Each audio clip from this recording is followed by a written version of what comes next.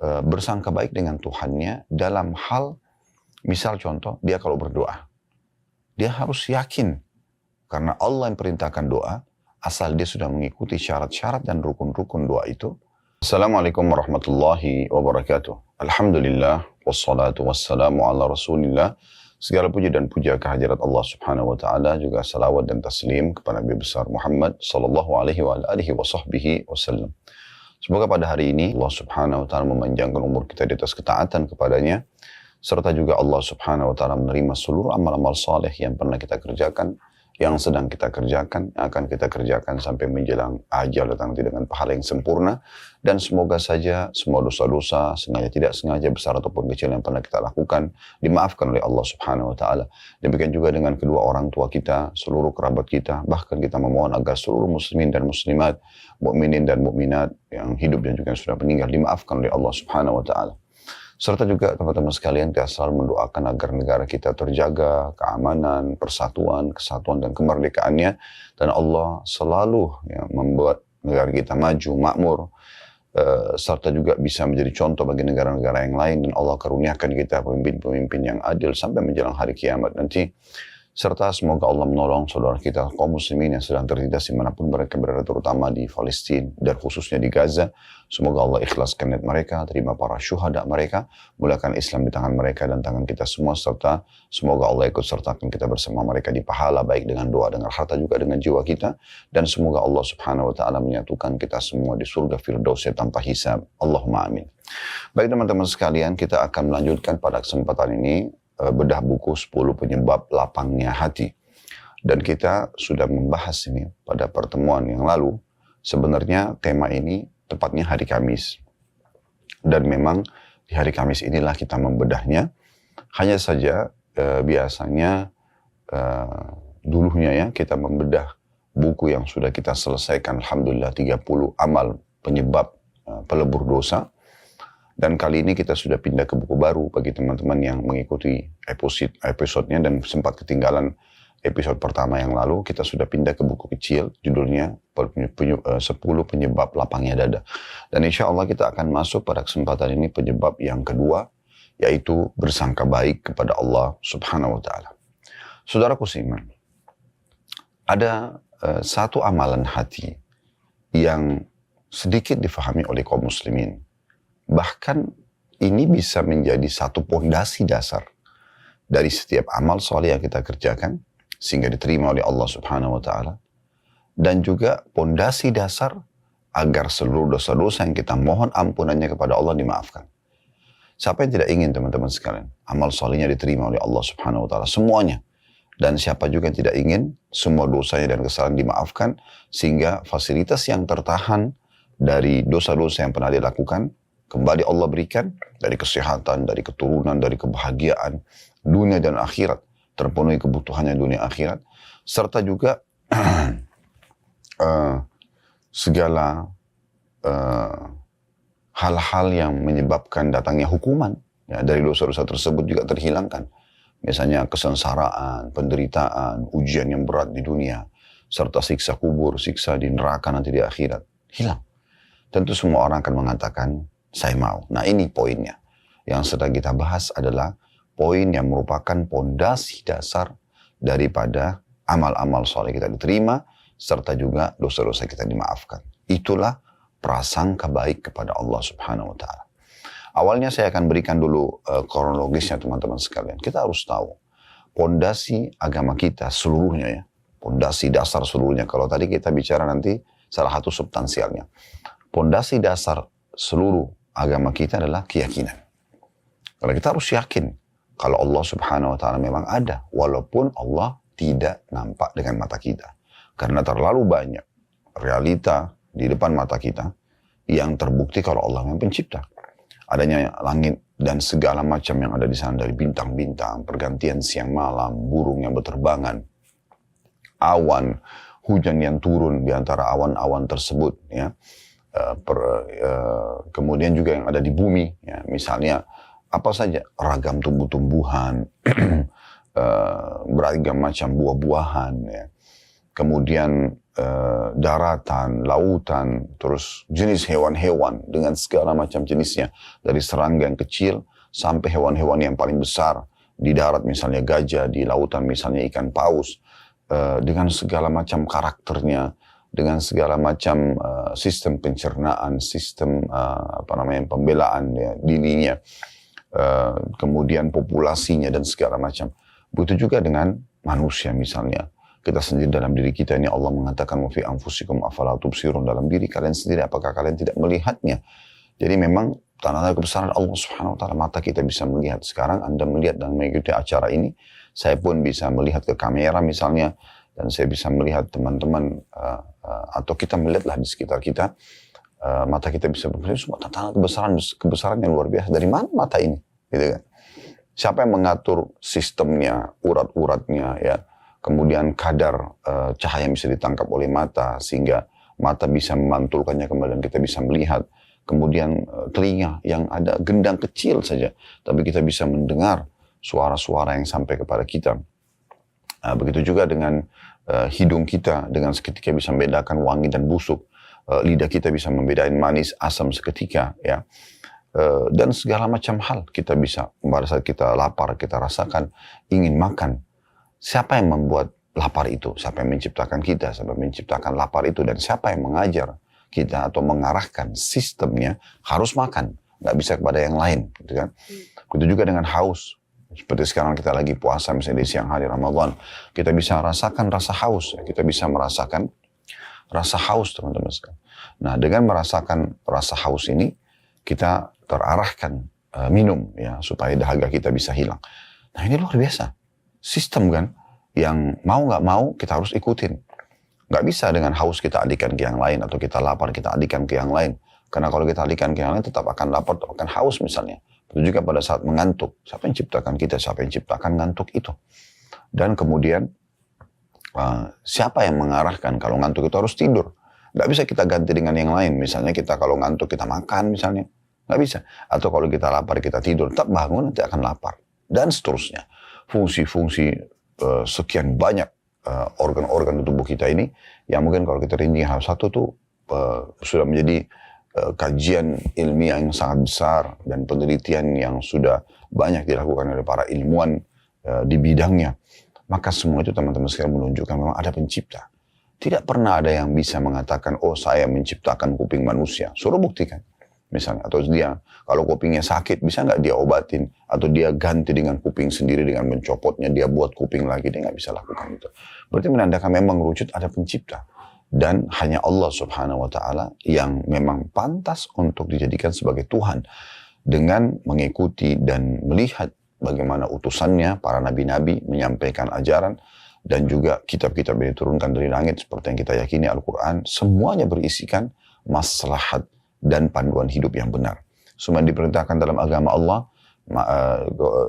jujur, amanah, tanggung jawab, bakti sama orang tua, berbagi, segala macam itu baik-baik. Dan semua yang dilarang pasti buruk. Dan manusia mengetahui secara fitrah alami itu buruk. Misalnya berbohong, menipu, mengganggu orang, mencuri, membunuh, dan seterusnya. Berarti memang mengerucut ke situ. Dan ini membuat kita yakin kalau memang ada Tuhan Allah Subhanahu Wa Taala. Makin tinggi tingkat level keyakinan kita, maka makin baik tentunya nanti berprasangka kita kepada Allah Subhanahu Wa Taala. Nah, ini pondasi umumnya. Jadi kita harus memang punya keyakinan, teman-teman sekalian. Nah, ulama mengatakan prasangka kepada Allah Subhanahu Wa Taala ini adalah amalan hati. Dan ini memang teman-teman sekalian, amalan hati ini perlu kita fahami baik-baik. Kalau ada amalan badan, ada amalan hati. Amalan hati itu seperti misalnya ikhlas, tawakal, ya, syukur, ya, ini semua amalan-amalan hati ini. Sabar, ya, termasuk diantaranya prasangka, berprasangka baik kepada Allah Subhanahu Wa Taala. Baik, itu kurang lebih kronologisnya. Sekarang kita masuk lebih dalam tentang prasangka ini. Prasangka ini teman-teman sekalian, ya, adalah bagaimana seseorang hamba bersangka baik dengan Tuhannya dalam hal, misal contoh, dia kalau berdoa, dia harus yakin karena Allah yang perintahkan doa, asal dia sudah mengikuti syarat-syarat dan rukun-rukun doa itu, maka dengan sendirinya harus dia yakin diterima. Gak boleh dia ragu. Ya. Nah, ini namanya prasangka baik dengan Allah Subhanahu Wa Taala. Makanya kata Nabi SAW, Udu'u rabbakum muqinuna bil ijabah, fa inna Allah la yaqbalu du'a min qalbin ghafil. Berdoalah kalian kepada Tuhan kalian dalam kondisi diikuti dengan keyakinan penuh dalam hati, dan diterima, karena Allah tidak akan menerima doa dari hati yang lalai. Misal, ya. Berarti memang kita nggak boleh teman-teman berdoa. Ini Allah kasih nggak sih? Saya minta jodoh, saya minta pekerjaan, saya minta keturunan. Kebanyakan orang tidak sadar, sebenarnya terhalanginya doanya, karena dia justru bersangka buruk sama Allah. Belum berdoa sudah mengatakan, dalam diri dia ya, antara dia sama Tuhannya, kayaknya tidak akan dikasih. Kayaknya saya sudah terlanjur mandul. Kayaknya saya sudah terlanjur begini dan begitu. Dia bersangka buruk. Padahal sebenarnya selama tidak bentrok dengan sunnatullah, sistem yang sudah Allah buat. Contoh misalnya, malam dan siang itu sistem Allah sudah buat. Tidak mungkin kita menabrak sistem itu ya, tanda kutip di sini menabraknya. Maksudnya kita karena tidak suka malam, kita ingin siang aja supaya kita beraktivitas terus, lalu kita mengatakan ya Allah hilangkan malam. Itu nggak mungkin. Itu berarti kita seperti ingin bentrok dengan sunnatullah. Kita tidak suka dengan lawan jenis, lalu kita mengatakan ya Allah hilangkanlah laki-laki atau hilangkanlah perempuan. Itu sunnatullah, nggak mungkin. Atau ya Allah lahirkanlah anakku dalam kondisi anak itu tiba-tiba sudah dewasa. Jangan bayi ya Allah. Keluarkan orang besar dari tubuhku, dewasa sehingga dia langsung bisa bekerja. Itu nggak mungkin. Sistem Allah harus melalui bayi semua manusia, termasuk para nabi-nabi. Kemudian sampai beranjak anak-anak dan dewasa, barulah kemudian dia seperti yang kita harapkan, tentunya pada saat kita pandu kepada apa yang kita inginkan, kebaikan atau keburukan. Jadi seperti itulah yang harus kita fahami teman-teman sekalian. Nah ini amalan hati ini penting sekali ya. Sebagaimana juga teman-teman sekalian, kita harus memahami poin penting dalam masalah ini. Bersangka baik dengan Allah Subhanahu Wa Taala kalau kita sudah buat dosa, ya. Lalu kita ingin bertaubat. Jangan pernah mengatakan, oh saya sudah terlalu banyak dosa, sepertinya Allah tidak akan maafkan saya. Ya. Atau dimulai dengan pertanyaan, apakah Allah akan memaafkan saya? Ya. Tapi dia langsung menjawab sendiri sambil mengatakan, sepertinya Allah tidak akan memaafkan karena dosa saya terlalu besar. Gitu. Kalau dia mengatakan, apakah Allah akan memaafkan saya tulus dari hatinya, ingin mendengar panduan dari seorang alim misalnya atau seorang ulama, mendengar jawaban dan dia tidak menyimpulkan sendiri, tidak ada masalah. Tapi kalau dia sudah simpulkan sendiri, ya mungkin Anda pernah dengar ada orang bilang, saya sudah banyak buat dosa. Lalu dikatakan tobatlah. Dia mengatakan, masa sih saya akan dimaafkan? Orang dosa saya banyak sekali. Nah contoh misalnya. Ya, maka itu hal yang harus kita fahami baik-baik. Ya, terjadi di masa Nabi SAW, pernah ada dua orang, yang satu soleh, yang satu jauh dari agama. Yang baik ini yang soleh menasihatin yang buruk ini. Jangan kau lakukan, jangan kau lakukan, jangan kau lakukan.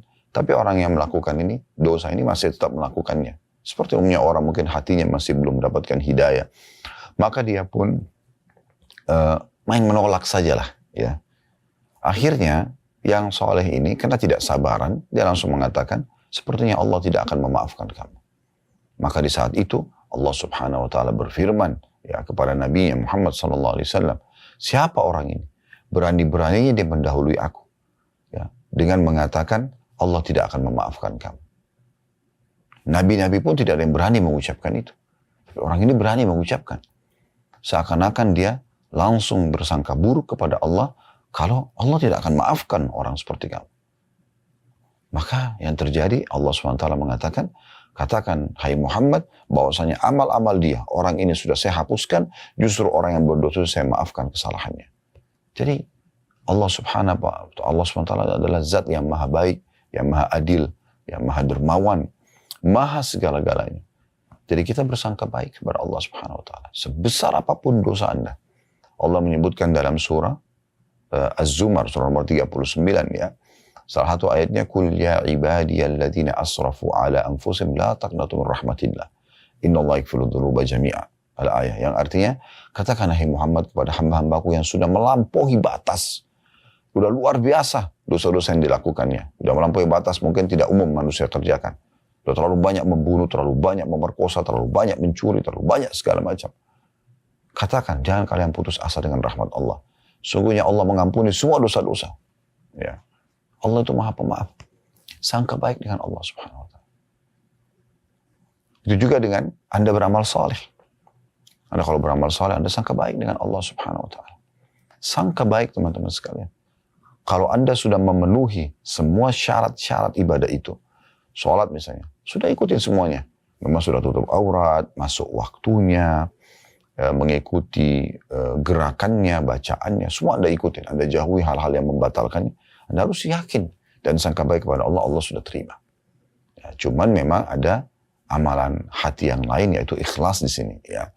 Jangan sampai Anda nodai dengan riya, lawannya ikhlas. Anda justru pamer, saya semalam sholat begini, saya sudah bersedekah begini. Maka akhirnya merusak, gitu kan. Ini babnya beda lagi, masalah keikhlasan. Tetapi di sini teman-teman sekalian, selama dia tidak mengikuti dengan hal itu, maka insya Allah akan sangat baik. Ya. Jadi memang sangat peka bahasannya, tetapi ini merupakan pondasi dasar tadi saya bilang, yang harus kita fahami sama-sama. Baik teman-teman sekalian, kita coba dengar perkataan para ulama tentang masalah ini, diantaranya Ibnu Qayyim rahimahullah. Beliau mengatakan, telah jelas perbedaan antara husnudzon dan gurur, terpedaya dengan diri sendiri. Berprasangka baik, ya, berprasangka baik mendorong lahirnya amal. Nah, cirinya orang yang sangka baik sama Allah itu, dia sudah berdoa, dia sudah sholat, dia sudah puasa, dia sudah kerjakan semua amal-amal soleh. Sisi lain dia sudah taubat dari dosa-dosanya. Maka mendorong dia lebih ingin beramal. Ya. Mendorong dia untuk lebih istiqamah. Ya. Konsisten menjaga ibadah tersebut. Kemudian juga menganjurkan, membantu dan menuntun untuk melakukannya. Misalnya jiwanya jadi ingin selalu mengerjakan, dia pun tersemangati ya untuk selalu mau mengajarkan kepada orang lain kebaikan-kebaikan tersebut ya, sehingga dia dan orang lain mengerjakan bersama-sama.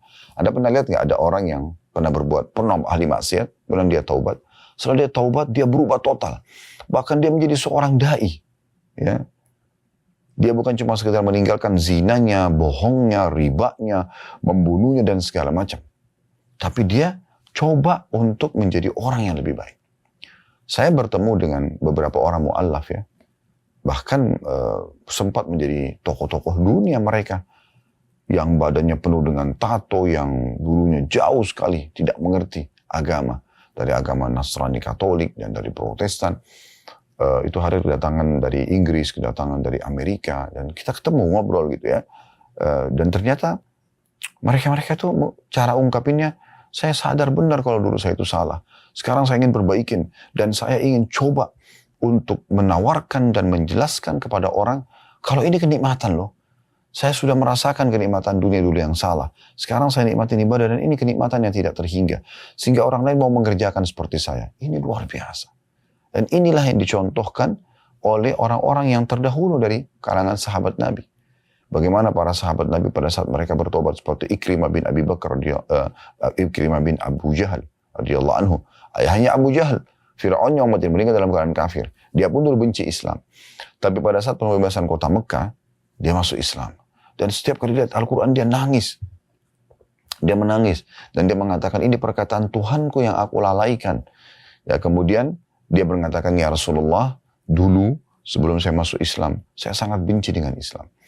Apa yang ayah saya lakukan, saya juga ikut lakukan. Ayah Fir'aun umat ini, Abu Jahal suka sekali memerangi Islam dengan jiwanya, dengan hartanya. Ya. Maka Ikrimah ikut pada saat itu. Sekarang saya ingin menebusnya. Dengan cara saya juga akan mengeluarkan infak sebesar dulu saya memerangi Islam untuk perjuangan Islam. Nah ini. Kan gitu. Jadi mendorong dia justru untuk beramal. Itu prasangka yang baik kepada Allah Subhanahu wa Ta'ala. Ini terjadi pada banyak sahabat-sahabat Nabi yang lain. Para tabi'in, para tabi'in, bahkan sampai menjelang hari kiamat nanti. Orang-orang yang betul-betul hatinya diilhamkan Allah SWT prasangka baik, dia akan lakukan itu. Jadi mendorong dia untuk beramal. Kemudian kata beliau, inilah sikap yang benar. Tapi kalau mengajak kepada pengangguran dan bergelimang dalam kemaksiatan, maka ini adalah gurur atau terperdaya dengan diri sendiri. Jadi, sudahlah, Allah kan maha pengampun. Udah saya nggak usah taubat, nanti Allah maafkan kok. Nah ini terpedaya dengan dirinya. Ini bukan bersangka baik sama Allah. Dia tidak mau beramal. Dia tidak mau bertobat. Udahlah, saya nanti aja deh sholatnya. Toh saya masih muda, umur saya masih panjang. Misal. Itu terperdaya dengan dirinya sendiri. Dia selalu berpikir Allah itu Ghafurur Rahim. Allah Maha Pengampun dan Maha Penyayang. Tapi dia lupa juga Allah itu sisi lain Syadidul Iqab. Berat sekali siksaannya. Kan begitu. Jadi harusnya tidak seperti itu orang memahaminya. Jadi dia tidak, kalau orang yang terpedaya dengan diri itu selalu, dia mau sangka baik, tapi tidak ada amal yang dihasilkan dari diri dia. Tidak ada upaya untuk mengerjakan amal soleh, tidak ada upaya untuk meminta maaf dari kesalahan. Kan gitu. Lalu kata beliau, berprasangka baik itu adalah harapan. Barang siapa yang pengharapannya membawa kepada ketaatan dan meninggalkan kemaksiatan, maka itu adalah pengharapan yang benar. Dan barang siapa yang keengganannya atau keengganannya ya, beramal dianggap sebagai sikap berharap, dan sikap berharap berarti enggan beramal atau meremehkannya, maka itu termasuk terpedaya. Nah, jadi ada perbedaan dasar situ. Kalau dari sini kita bisa ambil kesimpulan kalau berarti bersangka baik dengan Allah itu adalah kita sudah taubat, ya semoga Allah maafkan.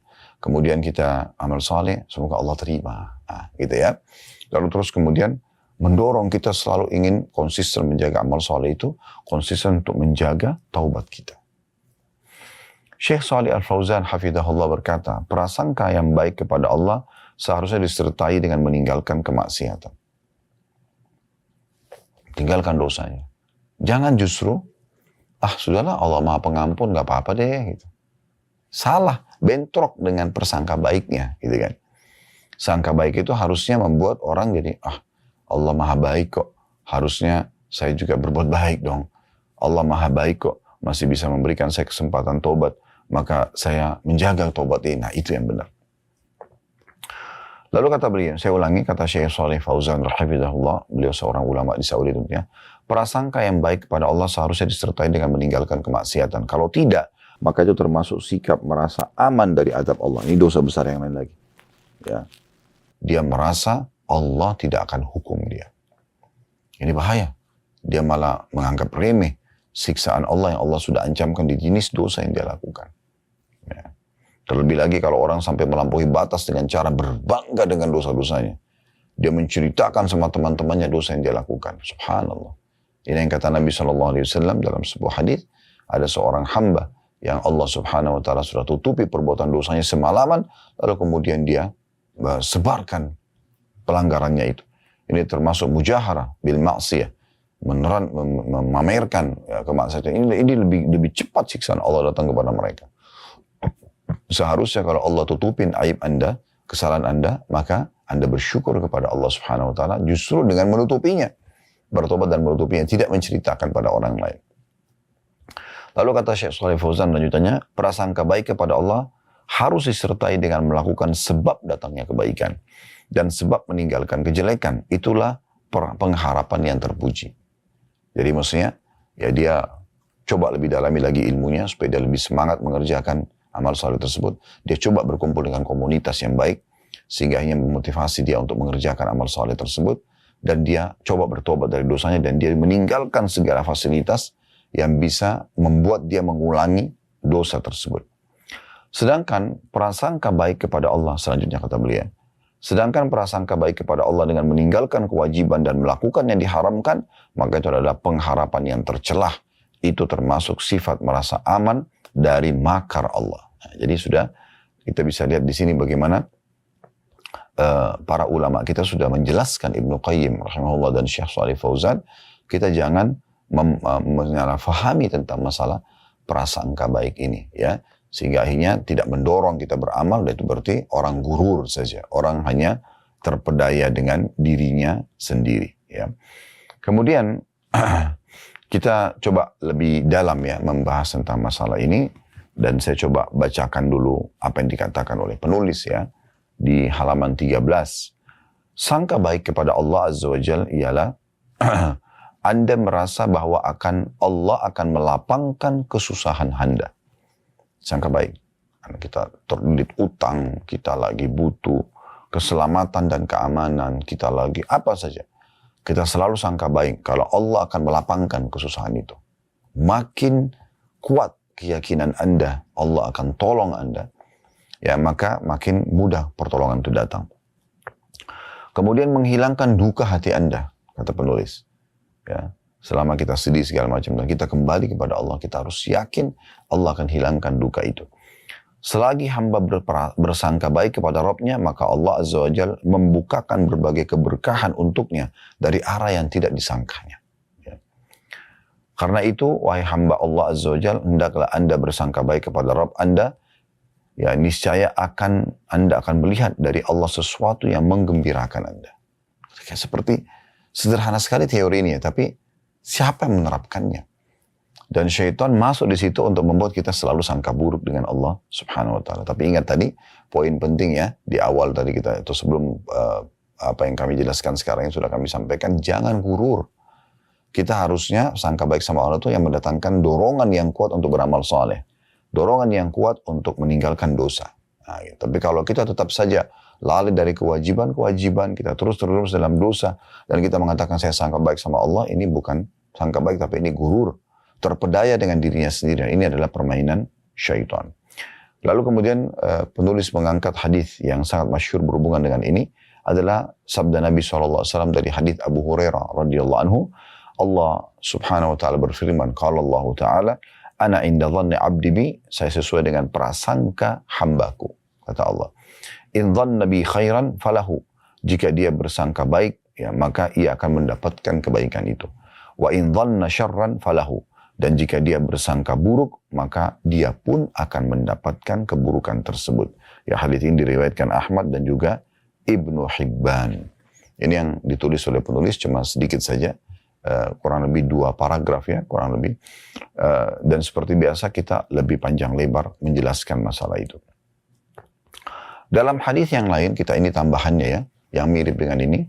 Hadis yang diriwayatkan oleh Imam Bukhari dan Muslim, ya dari hadis Abu Hurairah juga radhiyallahu anhu, bahwasanya Nabi SAW bersabda, yaqulullahu ta'ala, Allah Subhanahu wa ta'ala ya berfirman, ana inda dhanni 'abdi bi wa ana ma'ahu idza dzakarani. Aku sesuai dengan prasangka hambaku dan aku selalu bersamanya kalau dia mengingatku. Ya.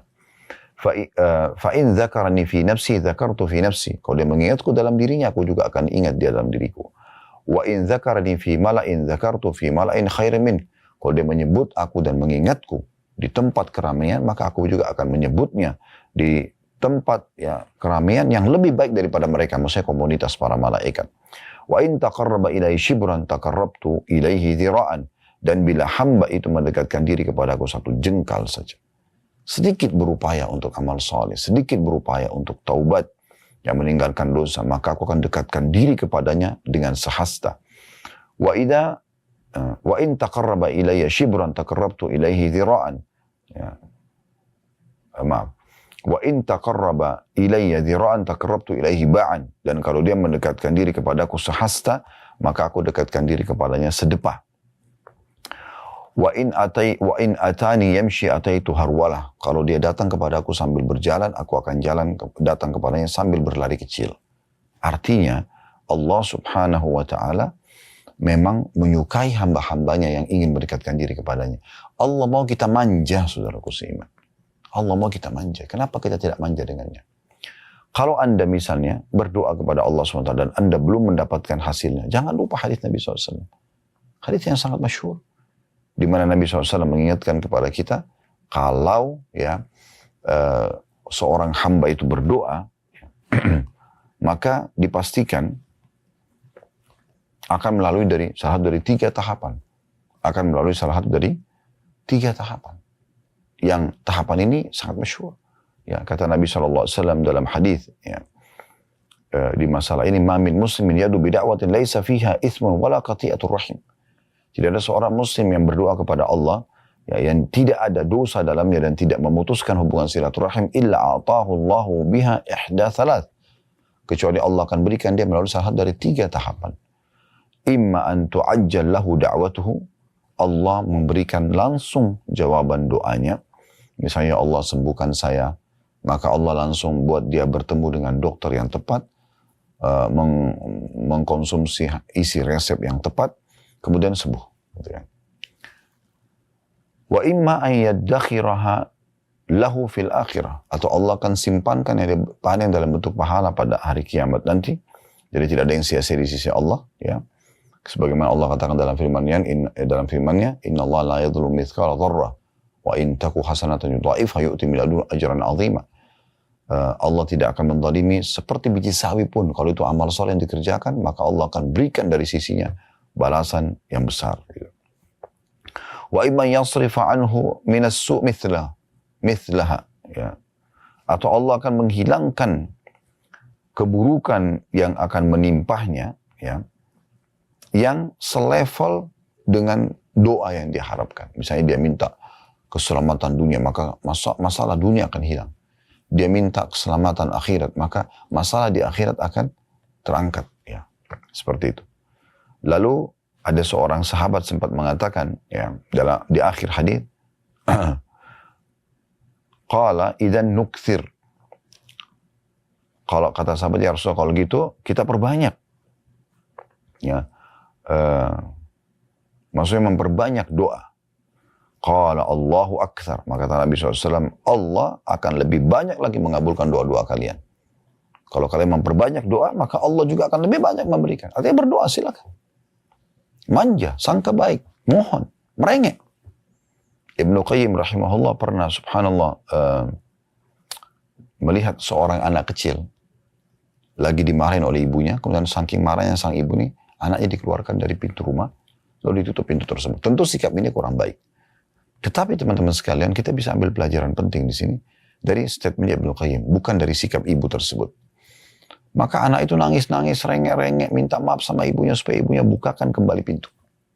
Nah, seperti itu. Lalu kata Ibnu Qayyim, subhanallah, maha suci Allah. Andai saja, semua hamba memohon kepada Rabbnya sebagaimana anak ini memohon kepada Tuhan, anak ini memohon kepada ibunya, maka niscaya Allah akan memberikan kepadanya. Ya. Jadi belum dikasih, makin merengek, makin manja, makin memohon, makin berusaha untuk menguatkan doa itu dengan amal-amal saleh yang lain. Misalnya dengan sedekah supaya doanya diterima. Kata Ibnu Abbas radhiyallahu anhu, di saat ada hajatku belum Allah terima, bukan beliau berhenti berdoa, tapi justru beliau mengatakan mencari orang-orang miskin lalu bersedekah dengan berharap menguatkan doa yang sudah dipanjatkan agar Allah kabulkan. Nah, itu yang benar. Jadi jangan justru seperti Nabi SAW mengatakan, yustajabu li ahadikum malam ya'jal. Akan diterima, ya, doa seseorang di antara kalian selama dia tidak tergesa-gesa. Maka para sahabat mengatakan, wa kaifal istijal ya Rasulullah. Bagaimana cirinya orang yang tergesa-gesa? Kata Nabi SAW, yaqulu da'autu wa lam yustajabu li fatarakat doa. Dia bilang, saya sudah doa, tapi belum melihat hasilnya, lalu dia tinggalkan doa. Subhanallah, mungkin tinggal sekali lagi Anda berdoa. Mungkin tinggal sehari lagi, mungkin tinggal sepekan lagi, mungkin tinggal sebulan lagi. Dan Allah subhanahu wa ta'ala, kalau kata Nabi SAW dalam sebuah hadis yang sahih yang lain, yang artinya Allah subhanahu wa ta'ala kalau mendengar doa yang indah dari seorang hamba, Allah menerlambatkan jawabannya agar hamba tersebut tetap dalam doanya. Yang nanti dia akan gembira sekali melihat hasil pahalanya pada hari kiamat nanti. Ibnu Rajab menyebutkan rahimahullah dalam kitab Jami'ul Ulum wal Hikam, fal ilhau bid du'a bil maghfirah ma'a raja'illahi ta'ala mujibun lil maghfirah. Terus meminta, tidak berhenti, ya, dengan doa dan memohon ampunan kepada Allah disertai dengan penuh harap padanya, bersangka baik kepadanya, adalah jalan yang paling cepat mendatangkan pengampunan itu sendiri. Jangan pernah putus asa. Dan ketahuilah teman-teman, kalau kita sudah terdorong untuk memanjatkan doa kepada Allah, memohon hajat kita dan merengek dan manja kepadanya, serta kita memohon agar Allah memaafkan kesalahan kita dan kita terus konsisten melakukan itu, maka ini berarti Allah menginginkan kebaikan buat kita. Dan ketahuilah ini adalah amal yang paling tepat yang Anda lakukan. Berdoa dulu. Kenapa kita sebelum melakukan aktivitas dalam agama Islam, dalam syariat Allah SWT disuruh berdoa? Berdoa sebelum makan, berdoa sebelum keluar rumah, berdoa sebelum pakai pakaian, masuk kamar mandi, biologis, dan segala macam. Supaya kita memohon dulu kepada Allah, baru kita beraktivitas. Itu yang benar. Kalau kita tidak, kita kan ikhtiar dulu. Kalau sudah mentok di 30 dokter, nggak ada solusinya, baru sholat malam dan berdoa. Baru umroh. Terlalu banyak orang lakukan itu, umroh haji pada saat penyakitnya sudah kronis, tidak bisa sembuh lagi. Dan dari awal dia memohon kepada Allah SWT. Dan dari awal dia menjadikan doanya, komunikasi, manjanya, merengeknya sama Tuhannya adalah senjata utamanya. Sehingga nanti obat, dokter yang didatangkan oleh Allah ini yang terbaik yang segera menyembuhkan penyakitnya. Nah itu poinnya. Dan dalam sebuah hadis yang mulia, hadis riwayat Tirmidzi, Ibnu Majah, Ahmad dengan sanad hasan, kata Nabi SAW, "Laisa syai'un akramu 'ala Allah Ta'ala min ad-du'a." Tidak ada sesuatu yang lebih besar pengaruhnya di sisi Allah dibandingkan dengan doa. Ada seseorang tabi'in disebutkan dalam sebuah kisah. Dia rupanya mimpi bertemu dengan Umar bin Khattab radhiyallahu anhu. Kemudian dia pun bertanya kepada Umar. Dalam mimpi tidak bisa diatur. Wahai Umar, apa kira-kira yang paling cepat membuat rahmat Allah datang, pengampunan Allah datang, amal-amal diterima, dan dimaafkan kesalahan? Maka Umar memberikan isyarat dengan doa. Dengan doa. Nabi SAW, seorang Nabi, udah jelas dijanjikan kemenangan kepada beliau. Anda tahu, pada saat akan terjadi perang Badar, Allah sudah pastikan menang. Dalam Al-Quran dipastikan. Beliau yakin kemenangan datang. Tapi beliau tidak berhenti berdoa. Sampai Abu Bakar pada saat melihat Nabi SAW berdoa terus di kemahnya. Sudah melihat pasukan muslimin berhadapan dengan pasukan kafir Quraisy. 314 orang. Ya, 313, 314 sama beliau. Itu sudah berhadapan sama musuh yang 1.000 orang. Sahabat-sahabat hanya dengan peralatan perang yang sederhana. Karena mereka tujuannya keluar di perang Badar untuk menahan kafilah dagang Quraisy, bukan berperang. Sementara 1.000 orang Quraisy semuanya keluar untuk berperang. Dengan senjata lengkap. Maka beliau berdoa mengatakan, "Ya Allah, kalau seandainya engkau membiarkan hamba-hambamu ini kalah, maka tidak lagi yang bisa menyembahmu di muka bumi." Terus beliau merengek sampai Abu Bakar mengatakan, "Ya Rasulullah, ya tenangkan diri Anda. Ya Rasulullah, ya kasihani diri Anda." Ya, tapi Nabi SAW terus berdoa. Sampai akhirnya beliau tertidur senyap, lalu beliau bangun, lalu beliau senyum. Beliau mengatakan, "Terima berita gembira. Allah telah menurunkan malaikat-malaikat membantu kalian." Ya. Jadi seperti itu yang harus kita lakukan teman-teman sekalian. Ya, jadi poin ini harus kita perhatikan. Hasan Basri berkata rahimahullah, sesungguhnya seorang mukmin ketika bersangka baik pada Tuhannya, maka dia akan memperbaiki amalnya. Sementara orang buruk, dia berprasangka buruk kepada Tuhannya, sehingga dia melakukan amal keburukan. Tadi seperti contoh ya, salat, Allah akan terima amal saya. Udah, saya mau tambah amal salat yang lain. Saya sedekah, Allah akan terima sedekah saya. Daripada cuma itu, saya ingin daripada cuma satu pahala, saya ingin tambah pahala sedekah yang lain. Dia terus semangat. Nah, seperti itu. Tapi orang yang sangka buruk, ya, yang jauh dari rahmat Allah Subhanahu Wa Taala, mereka selalu beramal, sudahlah, tidak akan diterima, percuma. Saya sudah 50 tahun nggak sholat. Masa sekarang kalau saya sholat, sehari kemudian saya meninggal, Allah maafkan kesalahan saya. Subhan. Dia sudah sangka buruk duluan. Saya sudah buat dosa 70 tahun. Masa saya dengan satu kali taubat nasuha, sehari atau bahkan hanya beberapa saat saja. Ya, hanya beberapa saat saja. Ya, bertaubat kepada Allah. Tulus dari hati, hitungan detik mungkin orang bertobat. Lalu semua dosa 70 tahun dimaafkan. Tidak masuk akal. Nah, dia sudah begitu. Maka terdoronglah dia untuk hal-hal yang buruk. Maka ini poin penting sekali untuk kita garis bawahi. Ibnu Qayyim, Abul Abbas Al-Qurtubi, rahimahullah berkata, pendapat lain ada juga yang mengatakan maknanya bersangka baik sama Allah dan mengira akan dikabulkan apabila berdoa. Dengan penuh keyakinan dalam hati, mengira dengan penuh keyakinan dalam hati diterima ketika bertaubat, mengira diampuni ketika memohon ampunan, mengira diterima amalnya ketika melaksanakan dengan memenuhi persyaratan, serta berpegang teguh terhadap kejujuran janjinya dan lapangnya keutamaan yang Allah sudah janjikan. Jadi maksudnya dia yakin sekali, ya kalau misalnya dia sholat malam nih, janjinya dalam hadis apa? Diterima doa. Boleh nggak orang sholat malam agar doanya diterima? Boleh. Nggak masalah, justru bagus sekali. Dia seperti itu. Nah, dan Nabi SAW sudah mengingatkan kepada kita untuk bersangka baik sama Allah ini bukan hanya sesaat. bukan hanya dengan satu amal soleh yang kita kerjakan atau dosa yang satu kita mohon ampun dan taubat. Tapi sampai kita meninggal. Dan pada saat mau meninggal pun kita disuruh bersangka baik kepada Allah. Kalau Allah akan masukkan saya ke dalam surga. Karena saya sudah coba bertaubat. Ya. Saya sudah coba melakukan amal saleh. Ya. Sebagaimana Nabi SAW mengatakan dalam hadis riwayat Muslim, la yamutanna ahadukum illa wa huwa yuhsinu billahi dhann. Janganlah salah seorang dari kalian meninggal dunia sementara dia bersangka baik, kecuali dia sudah bersangka baik pada Tuhannya. Ya. Maksudnya Tuhannya akan masukkan dia ke dalam surga. Ya. Jadi yang disampaikan teman-teman dalam Al-Quran, dalam hadis Nabi SAW tentang orang beramal soleh, orang beriman akan masuk surga, itu bukan uang kosong itu. Ya. Allah itu jujur dan benar dengan janjinya. Inna Allah la yukhliful mi'ad. Allah tidak akan pungkiri janjinya. Di dalam hadis yang lain, ya dikatakan, di Al-Quran ini, waman asdaqu minallahi qila, dan siapa yang lebih jujur daripada Allah dalam pernyataan. Jadi nggak mungkin salah. Ya. Begitu juga dengan orang-orang yang melakukan dosa-dosa, kan dihukum sama Allah. Nggak usah khawatir. Ada waktunya mereka akan mendapatkan itu. Kalau Anda melihat seorang hamba terus konsisten dalam amal salehnya, berarti Allah ingin kebaikan buat dia. Bahkan kadang-kadang setelah meninggal pun masih ada saja orang yang diceritakan keburukannya, dianggap keburukan, padahal sebenarnya mereka orang-orang saleh. Contoh misalnya Abu Bakar sama Umar radhiyallahu anhu, setelah meninggal masih ada orang yang coba berbicara tentang Abu Bakar sama Umar. Siapa mereka? Ya.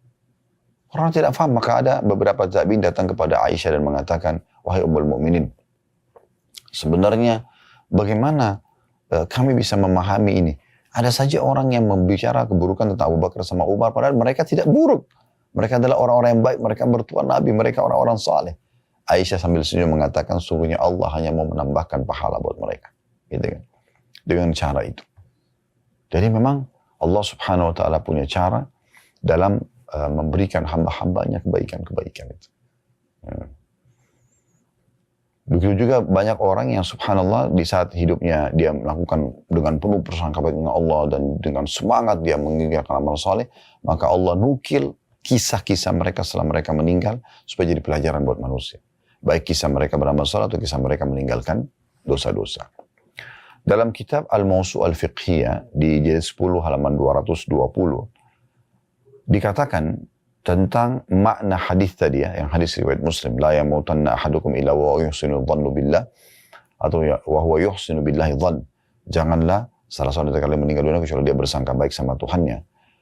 Maka para ulama mengatakan seorang mukmin diharuskan berprasangka baik kepada Allah Ta'ala, dan lebih tekankan lagi berprasangka baik kepada Allah ketika ditimpa musibah dan ketika akan meninggal dunia.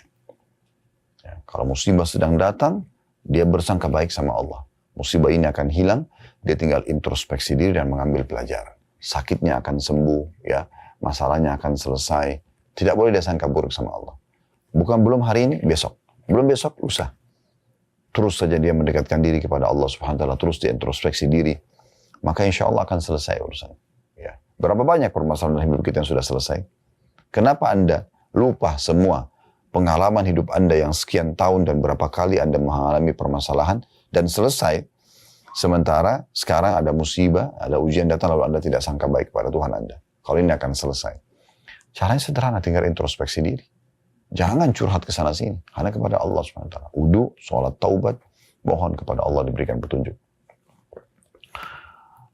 Disebutkan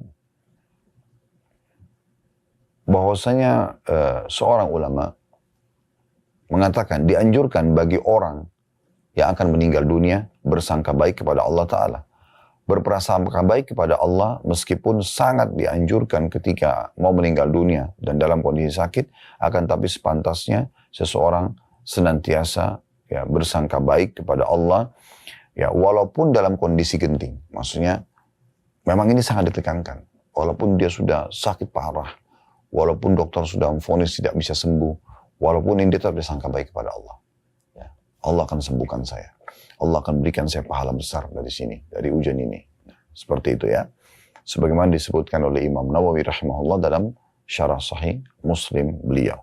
Jadi ini kurang lebih teman-teman sekalian gambaran bahasan tentang masalah sangka baik kepada Allah Subhanahu wa Ta'ala. Semoga Allah mudahkan kita bisa menerapkan dalam kehidupan kita tentunya ya. Semoga bermanfaat.